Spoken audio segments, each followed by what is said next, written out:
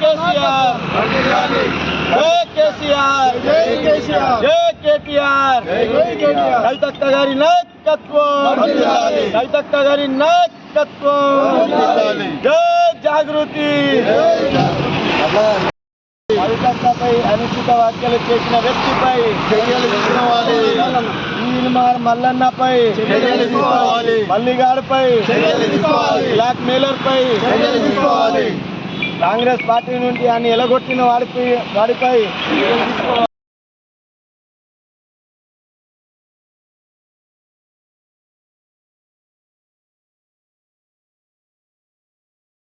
जो हमारे तेलंगाना जागृति के अध्यक्ष और निजामाबाद कामारेड्डी के एमएलसी कल्वाकुंटला कविता जी के ऊपर जो एक मल्लिगाबल के जो एमएलसी है मल्लन्ना उन्हें एक बर्गर लैंग्वेज में कविता के ऊपर जो अल्फाज अदा किया उसको शर्म होना चाहिए कि तेलंगाना की एक बेटी के ऊपर मैं किस तरीके के अल्फाज अदा कर रहा हूँ और साथ ही साथ उसको ये शर्म होना चाहिए कि उन्हें भी एक एमएलसी है उसके साथ ही एमएलसी कैंडिडेट के बारे में ऐसी बात करना उसके लिए शर्मनाक वाक़या है।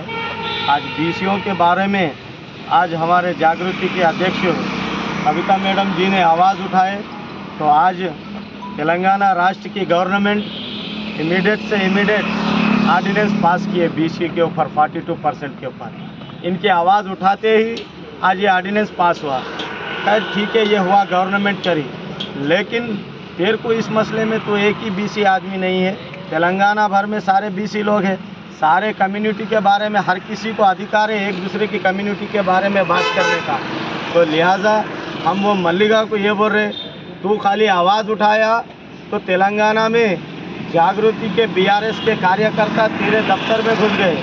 आइंदा अगर हमारे लीडर के ऊपर तो बात करेंगे तो तेरे घर से तुझे लंगा करके हम रोड पे लेके आएंगे बोल के वो मल्लिगा को हम यहाँ से एड़पल्ली मंडल के तमाम बीआरएस पार्टी जागृति के वर्कर्स हम लोग मिलके आज एड़पल्ली पुलिस स्टेशन में आके यहाँ के एसएचओ को उसके ऊपर कंप्लेंट दे के इमीडिएट से इमीडिएट उसके ऊपर एफआईआर कराना बोल के हम सारे लोग क्या की अपील करें।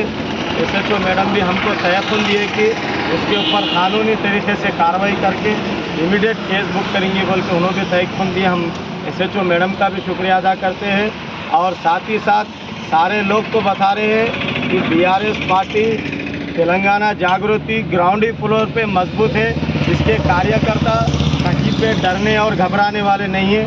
अगर आने वाले दिनों में हमारे कायद के ऊपर हमारे लीडर के ऊपर कोई उंगली बताएंगे तो हम उसका जवाब ईट का जवाब पत्थर से देंगे बोल के आज सारे हम लोग एड़पल्ली मंडल के कार्यकर्ता तमाम लोगों ये मीडिया के ज़रिए से तमाम अपोजिशन पार्टीज़ को ऐसे बर्गर लैंग्वेज में बात करने वाले लीडर्स को बता रहे हैं।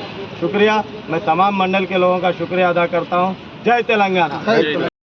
చింతపండు నవీన్ అనే వ్యక్తి అలియాస్ ఈల్మార్ మల్లన్న మా కవితక్క మీద అసభ్య పదజాలంతో దూషించడం జరిగింది.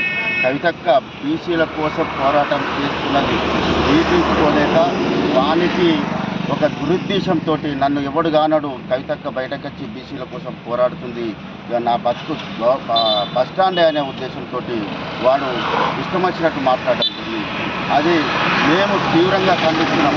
అరే నువ్వు ఒక బ్లాక్ మెయిలర్ ఇబ్బంది వదలకుండా చిన్న ఫుట్పాత్ మీద కూడా చిన్న చిన్న వ్యాపారాలు చేసుకున్న వాళ్ళని కూడా వదలకుండా ఎన్నో వసూలు చేస్తున్నావు. నీ భాగవతం అంతా బయట పెడతాం బిడ్డ. నువ్వు ఏమనుకుంటున్నావు? ఒక బేకార్ మొడగొడుకువి నీ బతికేంది? నువ్వు ఎక్కడికి వచ్చినావు? యూట్యూబ్ ఛానల్ పెట్టుకొని ఇష్టం వచ్చినట్టుగా నువ్వు వసూళ్ళకు వేగపడి ఏదో పెద్దోన్న అయిపోయినా అనుకుంటున్నావు. నీ దమ్ముంటే ఆ ఎమ్మెల్సీకి రాజీనామా చేసి మళ్ళీ డిపాజిట్ తెచ్చుకోరా. నువ్వు ఒక మనిషి అయితే నువ్వు ఒక ఎట్లాంటి వాడువో ఈరోజు అందరికీ తెలుస్తాను.